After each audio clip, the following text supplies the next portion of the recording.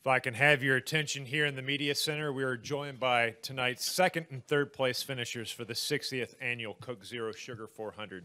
We have Martin Truex Jr., driver of the number 78 Bass Pro Shops 5-Hour Energy Toyota for Furniture Row Racing. And we also have third place finisher A.J. Allmendinger, driver of the number 47 Kroger Clicklist Chevrolet for JTG Doherty Racing. We're going to open the floor right up for questions. We'll start with Hill and work our way around. Yeah, over here. Hill Overton, WNDB Radio. This is for you, AJ. You got third tonight, your best finish, I believe, this year. Is it surprising you got it here in this race? No, I mean, we've, for whatever reason, we run well here. My guys, they, we really work hard on setup and trying to get at least a good handling race car, especially in the 4th of July race. And, at Daytona, the last, I think, 4 races, I've had a shot to win the race.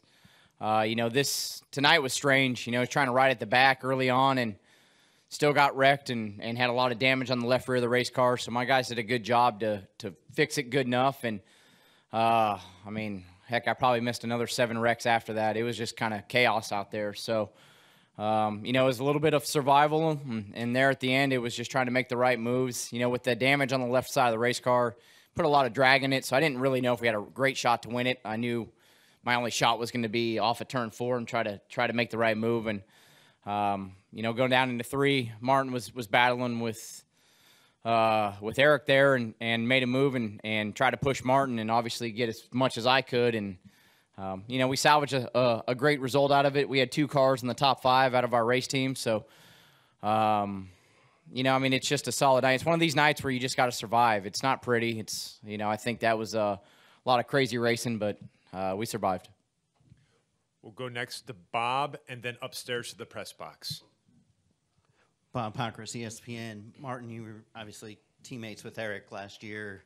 What do you think about him finally getting that first win? Did you think it would come earlier? And, what were you thinking as well as on the last lap, considering you probably know him as well as anybody out there? Yeah, definitely happy to see those guys get their first win. It's, I can remember what my first win felt like. It's pretty damn amazing. So for them to get it here at a big race, it was really cool to see. I'm really, obviously wanted to beat him, but happy for him. If you're going to, run second to somebody, that's kind of the story I guess you'd want to see out of it. So, all in all, I think for us it was a good night and, did all the things we needed to do. I'm just, I got to work on my mirror driving skills. I'm not real good at it. I never have been, and just happy, to get through here alive and finish. I joked all week that I hadn't finished this race in 8 or 10 years, and that's not. It's kind of funny, but it's not really. It's true and sad. So to finally get to the end of one of these races and then have a shot at it was cool. I wish I could have done a better job for my team because our car was really fast and.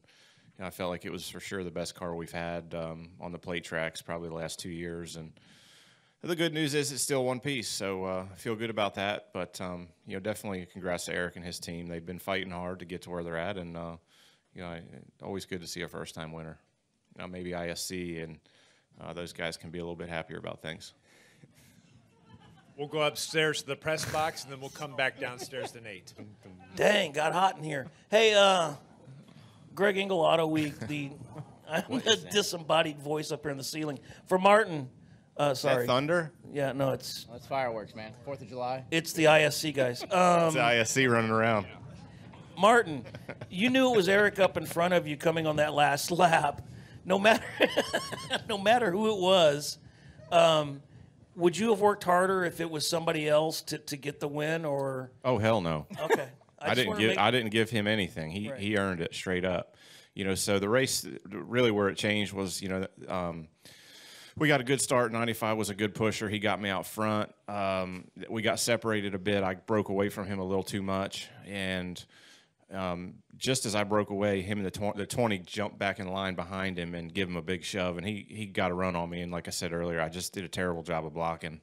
He got to my rear corner. We got side by side, and then the race was on. Those guys ganged up behind and came with a big run to the outside of the 95, and it just got a little crazy from there. So, he was just in the right spot, got the right run, timed it, got past me, and then there was nothing I could do. The guys behind me were racing hard, so I was just kind of sitting there with no momentum the last lap, and he drove on off to the sunset for the win. We'll go next to Nate, then to Jerry, then to Matt. Nate Ryan, NBC Sports. For both you guys could both address it. Both in February and this race, it seems like all the wrecks, the big multi-car wrecks, are happening at the front. I mean, usually they happen in the middle of the pack. Is it blocking? Is it just the urgency of needing to be up front? Because if you get shuffled back, you can't get back up there. Any reason for that? Yes, and yes. Go ahead. I agree. No, I mean, I think it's that some of the wrecks happen at the end of the stages. At the 500 especially, and those stage points. Especially the start of the year, I think everybody's aggressive on them, trying to get more stage points and get your season kicked off right. Hell, I don't know what happened tonight. I mean, I was trying to ride at the back, and it just seemed like that the blocking. I mean, it seems aggressive. I mean, it is very aggressive, and the urgency, whether it's to stay up front, even if there's a lot of time left to get back to the front. I'm not really sure why, but to me, that's what's causing it. I think it's a desperation kind of race. There's a lot of guys out there that need to win, want to win, feel like it's their best shot, and they're willing to take big risks, big gambles. I mean, we look at the guys that were involved in the wrecks tonight and involved in kind of instigating them. So they're all guys that were not willing to lift. We've seen a couple guys in wreck a few times, cause a few wrecks. So there's a lot on the line. It's a big deal to win at this level, at this racetrack, and I think a lot of guys just wing it, go for broke. Go next to Jerry, and then to Matt. Jerry Jordan, KickinTires.net, Performance Racing Network. Martin, you brought it up with the young driver issue. Seriously, the big three, you're the only one of the big three that survived tonight. But with Eric getting this win, does that give the younger NASCAR generation some momentum? Yeah, for this week. I mean, one of those three are gonna win next week, so I don't know. I mean, I think it's for me personally, I just think it's cool for Eric. I like him. He's a good kid. He's worked hard, and I don't know the repercussions of him winning here, what they're going to be, but for me, I think it's a good story. So happy for him, happy for his family and his fans. He's put a lot of effort in to get here, and he's in a good position, and he's got a lot of pressure on him. So to finally get that first one out of the way, I think it'll help him a bunch, and we'll see where he takes it from here. Good. Go to Chris.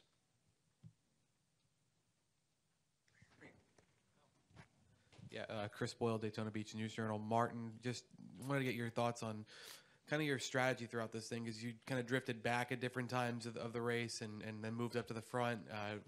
Was it just survival at that point? It was a complete survival. The first part of the race, I wanted to see what our car would do, kind of how it handled. So we ran probably 25 laps up there, 20 laps up there in the middle of the pack, and realized we weren't going anywhere. I kind of knew what I needed to do to my car to make it better, and I just bailed out, and from there rode around and took it easy and watched them all crash, and then said, coming to stage 2, it's like we were up to like 10th, and we were in the back.